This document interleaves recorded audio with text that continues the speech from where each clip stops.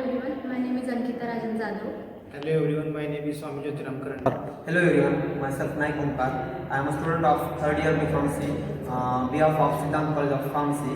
Today we will discuss about organ bath assembly under the guidance of Sumangi Topteman. Organ bath assembly. Principle of organ chamber. Organ bath or organ chamber in which isolated tissue or organ can be isolated tissue or organ can be administered with the drug to measure their functions and effects. This is the organ bath assembly. That is one button of the on off. It is a switch of on or off the assembly, and it is a temperature regulating knob. They are used to regulate the temperature of assembly. This is water bath in which water is placed, and this is a heater which are used to heat the water present inside the bath, and this is the thermostat which are used to regulate the temperature of the water present in the bath. It is a organ tube. They are also called a tissue bath.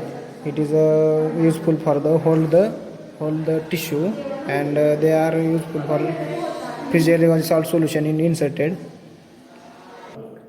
This is aerator which are used to concentrate the air from the surrounding. This is known as oxygen carrying tube or also known as aeration tube. This end is attached to the aerator with the help of tube, and at this end tissue is attached, and this whole tube is placed inside the organ bath. There are various type of lever, but here we are using the frontal writing lever. One end of the lever attached to the lever tissue. It is also useful for the record the movement of the tissue of effect. It is one end of the organ tube. They are useful for the remove the wastage material of the organ tube.